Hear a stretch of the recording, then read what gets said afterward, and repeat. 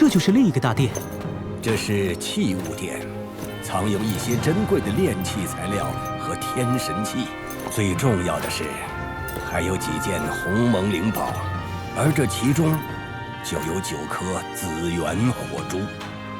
那又是何物啊？紫元火珠乃天地孕育而生的火珠，为鸿蒙先天灵宝，但论珍贵程度，还不如你那杆上品天神器残血神枪。但这9颗紫元火珠被主人炼制了一番之后，就连为一体，威力大增，同时成为了整个迷神殿的核心所在。核心？也就是说，我只要将这9颗紫元火珠炼化，便能进入炼火殿了。成功炼化后，你将成为迷神殿的主人，可以将迷神殿随身携带。但能否进入炼火殿，仍旧要看个人的实力。那除了刚刚所说的白色净火之外，还有一个条件是什么？达到白色净火境界之后，你就可以开启炼火殿大门。但一旦进入，就会遇到3座大阵，你必须一一破除，才可以掌握炼火殿。这3座大阵与车侯园前辈方才所炼大阵相比呢？主人方才只是探查你的天赋，而这3座大阵才是对你能力的真正考验。罢了，炼火殿以后再说，我先来开启这器物殿吧。主人曾说过，要开启器物殿，要靠神识找到这大门的机关。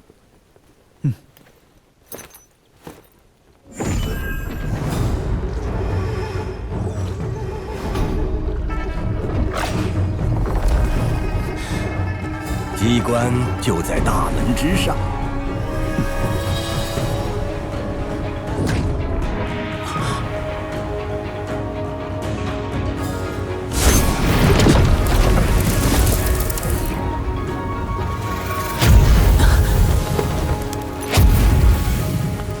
很好，现在你需要将大门拉上去。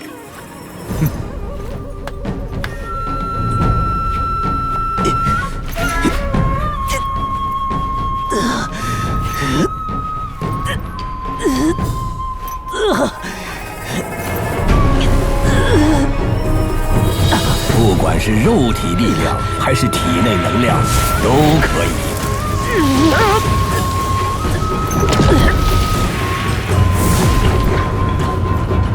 起！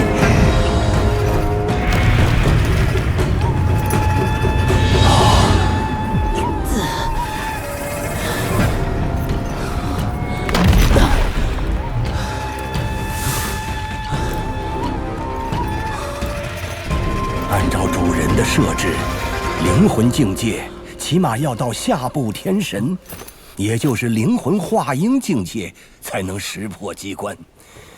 我原以为你只有灵魂金丹境界，没想到竟已有这等实力，果然天赋异禀。能撼动大门已是不易，只要你的力量提升到现在的3倍，就可以完全拉起了。灵魂化婴，福伯，你有灵魂吗？你说呢？从您现身到现在，我始终察觉不到您的气息，这说明您的实力应该远超于我。但方才您见到我识破机关，却认定我已经达到化婴境界，这就奇怪了。因为我只有金丹境界，您怎会无法查探我的灵魂？那唯一的解释就是，您没有灵魂。你只是灵魂金丹境界，却能识破机关，难道有什么特殊功法不成？既然你不愿说，我也不再追问。不过，你只从我一次判断错误，就能猜到我没有灵魂，倒是心思缜密。我的确没有灵魂。这怎么可能？人最重要的就是灵魂，没有灵魂怎么可能存在呢？你说了，人最重要的是灵魂。那您是？我是被主人炼制出来的傀儡。傀儡？在神界，一些炼器高手会直接炼制出一个身体，然后赋予一些简单智慧，便成为了一个傀儡。只是炼制傀儡极难，很多都是没有感情、没有自我思想的低级傀儡而已。那车侯元前辈是如何赋予您智慧的？我也不太清楚，因为炼制傀儡，即使在神界中会的人也不多。傅伯，您看，这是傀儡吗？是。单看这傀儡，便知炼制之人手艺极高，只用一些普通的材料，竟然会有如此成果。那这傀儡实力如何？试试方知。好，傅伯小心了。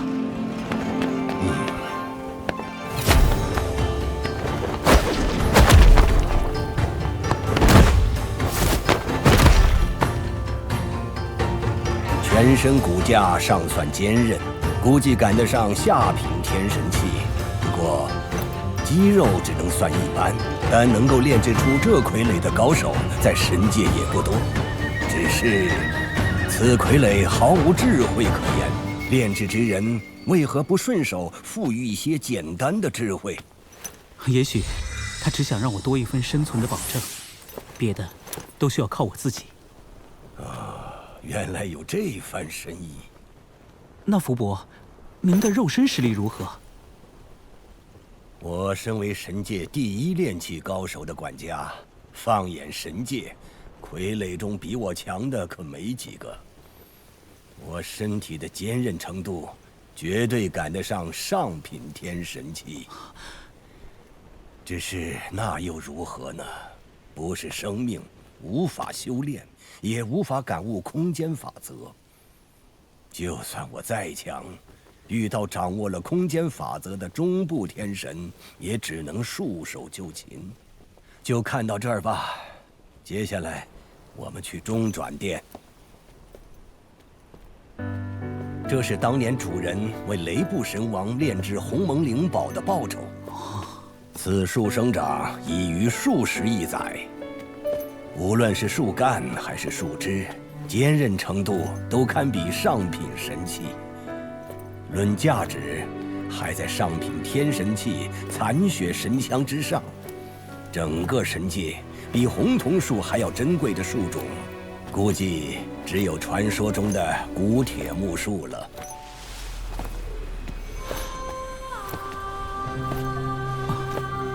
傅伯，这些柱子是干什么的呢？与屋顶不连，根本起不到支撑作用啊！秦羽，你应该知道，越高层次的宇宙空间就越稳定。主人以上部天神的实力是无法在神界打穿空间壁垒的，可是，在仙魔妖界，他就可以轻易打穿一条空间通道。所以这些柱子就是通往其他宇宙空间的通道。对。那空间通道该如何制造呢？我也参悟不透。空间法则当真如此神奇，竟然可以制造出这样的通道来。主人当时也是为了去往这些空间搜集材料，才如此耗费心神建造的。炼器之人为求材料，竟然可以做到这种份上。恐龙界，流云星上发现有乳晕灵珠；幻魔界，天蓝星上发现有无桥板石；凡人界第3空间，可风星上发现有黑牙泉水。紫玄仙。对，怎么，你要进去？紫玄星是我从小生活的地方。虽然我现在有可以撕裂空间的实力，但制造一个能够让我自己进入凡人界的通道，却是远远不够。幸好，车侯前辈已经炼制好了这空间通道。思乡之情，我明白。你自可前去，只要记得回来就好。放心。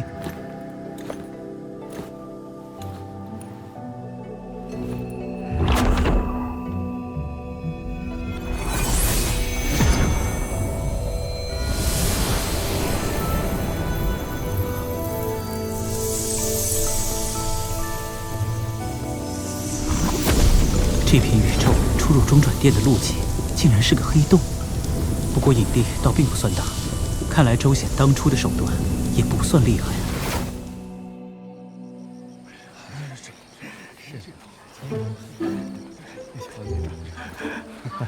昔日的祖龙帝国、西帝国、陈帝国的帝王，都比不过咱们今日要说的这位印帝国的开国皇帝李氏。他厮杀半生，除了妖族盘踞的洪荒那等人类的禁区，终究统一了乾隆大陆所有区域，真是了不起啊！印帝国，想不到，距离我飞升仙魔妖界也有4000年了。乾隆大陆上也经历了一次次的王朝更替，果然没有一个王朝是能够永久辉煌的。就说这开国200余年，那是一片繁荣昌盛，四海之内皆为推崇。是，来此修真者更是趋之若鹜啊！要说安全嘛，我印帝国敢说第2，没人敢认第1。这个特别好，来，老伯看看，特别好。大哥、二哥，父皇，不知秦家现下如何了？去这边看看。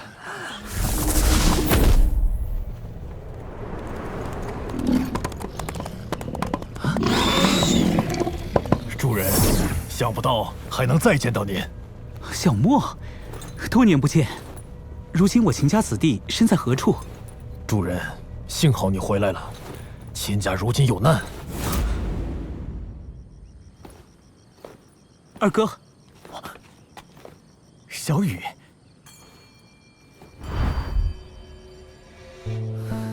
可恶！彭魔岛那些宵小之辈，竟敢违背连冲遗命，觊觎我飞升前留在秦家的极品仙器。主人，都怪我实力不济，没能守护好秦家。小莫无需自责，你做的已经很好了。是啊，他们实在太过强大了，莫麒麟也是独木难支。我已经召集各旁支精英弟子汇集延津城，也是为了对抗他们。二哥，你搞出如此大阵仗，想必觊觎仙器之人不止那彭魔岛一家吧？还有洪荒的一支12阶的散妖，实力极为强大，他们联手威逼，强令我秦家交出仙器。二哥，如今我回来了，定不能让他们为所欲为。来，二哥，父皇和大哥他们都飞升仙魔妖界了吧？你可知如何能探知他们飞升往了何处？父皇和大哥还有风玉子叔叔都飞升了。你若想打听他们的飞升之处，和我们交好的紫阳门兴许能帮上忙。二哥，紫阳门和秦家关系何时如此交好的？其实，双方交往已久了。早在父皇和大哥还在时，紫阳门就凭借一些机缘与我秦家交好。他身为腾龙大陆第一修仙门派，甚至还在父皇和大哥飞升时提供了一些帮助。其实此番你若不回来，紫阳门也表达过有意帮我们对抗彭魔岛之人。羽皇死后，紫阳门俨然已归玄帝管辖，他们不可能与上界全无联系，可却主动向我秦家示好，这其中定有阴谋。如此说来，这紫阳门倒还知道好歹。二哥，我想亲自去一趟紫阳门，他们如此善待我秦家，无论如何理应当面谢谢。